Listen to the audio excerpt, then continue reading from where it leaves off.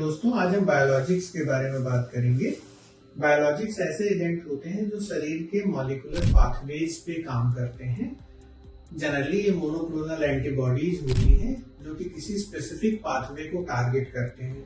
Cancer में आपने सुना होगा बहुत सारी तरह के बायोलॉजिक एजेंट्स अवेलेबल हैं जिसको इस्तेमाल किया जाता है।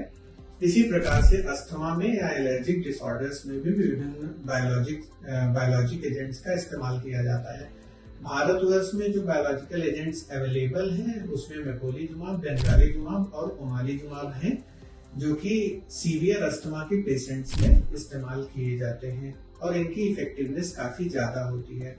ओमालीजुमाब जो होता है वह आईजीई के अगेंस्ट एंटीबॉडी होती है जो कि उसको ब्लॉक करने का काम करती है। आपके अगर आप अस्थमेटिक हैं या आपको एलर्जिक राइनाइटिस है तो आपके डॉक्टर ने जरूर आपका आईजीई लेवल कभी ना कभी कराया होगा। तो यह उस पाथवे को टारगेट करने का तरीका है।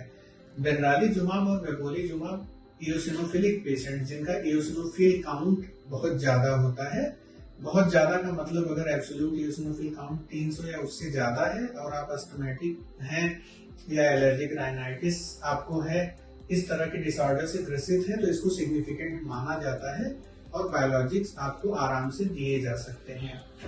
इवन कुछ केसेस में सीवियर अस्थमेटिक में 150 के ऊपर भी इयोसिनोफिल काउंट होने के बाद बायोलॉजिक्स का इस्तेमाल किया जाता है। जो कि अच्छा, अब सीवियर अस्थमा किसको कहते हैं? तो सीवियर अस्थमा उस पेशेंट सबसेट को कहते हैं जिनको अस्थमा होता है लेकिन उनका अस्थमा बहुत आसानी से कंट्रोल नहीं हो रहा होता है in spite of inhalers, nebulization या मैक्सिमम इनहेल्ड थेरेपी के बाद भी, जो कि प्रॉपरली ली जा रही हो, प्रॉपर कंप्लायंस के बाद भी अगर आपका अस्थमा कंट्रोल नहीं है तो आपको लेबल किया जाता है कि आप सीवियर एस्थमेटिक हैं।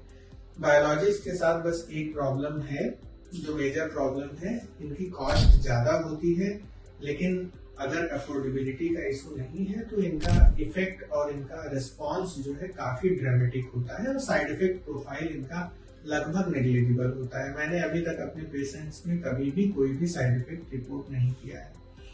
तो अगर आप एस्थमेटिक हैं, आप अपने फिजिशियन के टच में हैं, प्रॉपरली अपनी थेरेपी लेते हैं, उसके बाद भी आपको बार बार एक्सर्वेशंस होते हैं, मतलब बार बार सिम्टम्स में बढ़ोतरी होती है और दवाओं से वह कंट्रोल नहीं हो रहा है, तो हो सकता है कि आप एक बायोलॉजिकल एजेंट के कैंडिडेट हो। धन्यवाद।